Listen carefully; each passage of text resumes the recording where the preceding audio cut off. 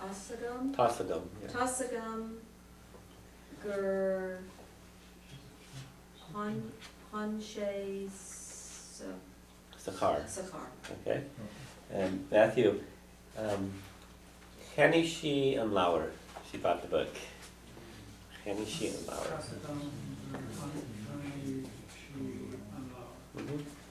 I guess Chivin Jishe and Tool, he ate the apple. Tasagam, Guriche, and Tool. Okay. There's a wire read Dolshi and Fushka. She drank the whiskey. Tasagam. Girl. She. Whiskey. And Fushka. Tishka. Yeah. Okay. Let's see. Danshe Sagarji stayed in the garden. Tasagam, Guran, she or Shay. She. Yeah. Sagarji. Sagarji. I guess the Hachlin Hanishi and Boska Kyol. She bought the accordion, the music box. Yeah, so Boska Kyol is a box of music, but it's an accordion. Tasagam, Gurkhani, she on Yeah. Basketball. Yeah. I guess a Wargit Jishe and banana. Talking about the monkey, of course. Okay. To go with it. Tasagam gur Shay banana. And banana. Okay, come on. How would you say an actual music box when it plays and it spins? Maybe something similar to that, yeah. Not sure the word offhand. Someone's got a good dictionary to look it up. Might be a little hard one to find. Yeah. Yeah, you just say actually in context of music, you say Boska, it's understood to be an accordion. Okay. Now, go down to number 11. If you want to say he did not eat the cookies, use the word near. That's the normal way you say someone didn't do something. You start with near. Near Ishe Nabrisky. Okay, and the way you say I know that he did not eat the cookies, Tasagam nar Ishe Nabrisky. Okay, and we're not going to go and do them all right now. So let's just go through these. So Jishe Nabrisky, he ate the cookies. Near Ishe Nabrisky, he didn't eat the cookie.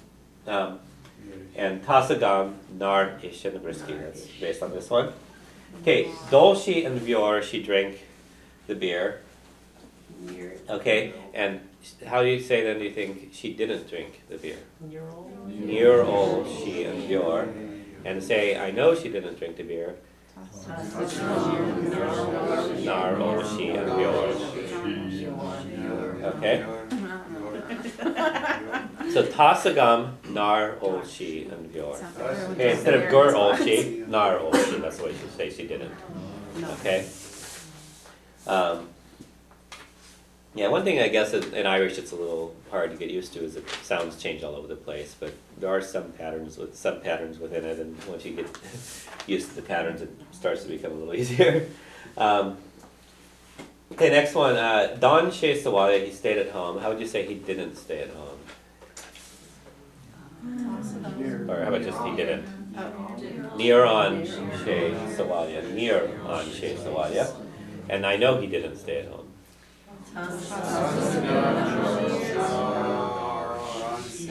Okay, nar on She Sawaya. Tasagam nar on She Sawaya. So instead of gur, use nar.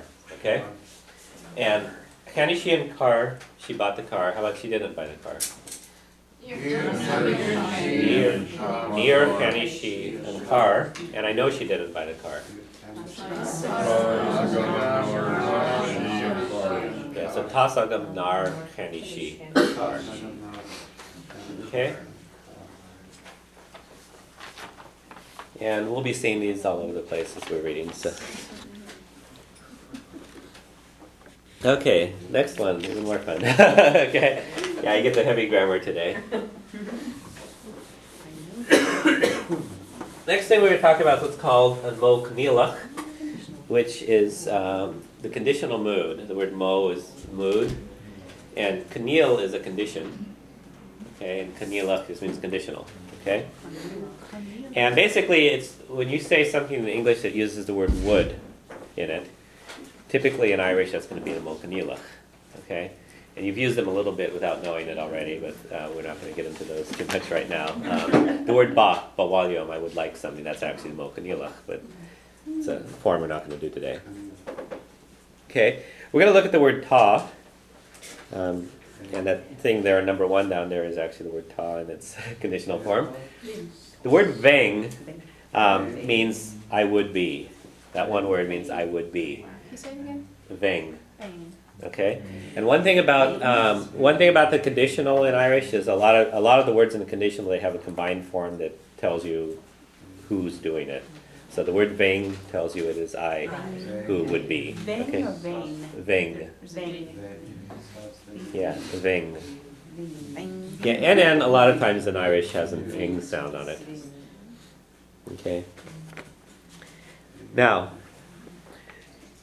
so I would be happy to do it. The word sasta is a nice word in Irish. It means contented, happy, willing. Okay. So various things like that. Okay. So there's a few expressions that you use it in.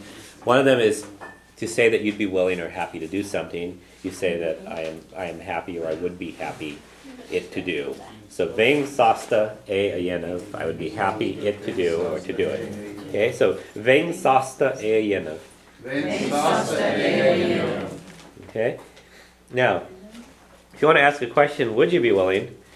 It's a mefa sasta. A mefa sasta. Okay. A mefa. So yeah, so would you be? Sasta is willing. A shinayen of that to do. Would you be willing to do that? Okay? So a mefa.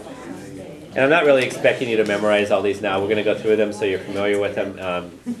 My goal in the class is that you'll be acquainted with these as you see them coming up over and over again. What is the other that comes before the yidu? What does that mean? Basically, it's like the word to in English, to do. Is it like a shark or a bill or something? Or No, I just think it's itself? maybe it's a relative pronoun or something, but it's used the prefix. It's prefixed for like an infinitive in English. So it's, a lot of times when you have to in English, to do, you're going to have a in there in Irish. Okay. And mefa. And mefa. Okay? And mefa. Yeah? Pronounce the last word of number 1. A yenav. Yenav. Yeah. Yenav. Yeah. Okay? So let's go to number 3. He would be happy. Verche sasta. Verche sasta. It to eat. A. Okay? So when you have him, you have to put the she in there. Okay? You don't put me with veng, and you don't put to with mefa. But with him, you say verche. He would be. So he would be happy to eat it. Verche sasta. Okay? And literally it's would be he happy it to eat. Okay? The pattern in English. I mean in Irish. I can't recall anything, but I find it makes sense. Okay?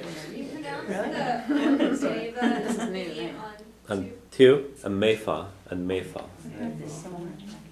and mefa. Okay? Okay?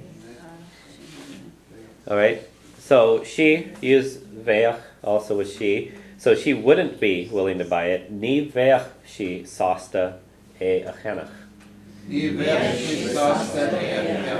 So ni veach she wouldn't be sasta contented e achenach it to buy. Are you saying Veya or Veach. Veya? Yeah. The DH on this word is pronounced like a ch sound, as if it was a CH.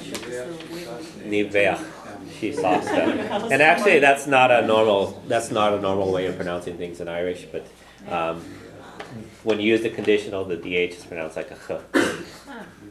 Okay.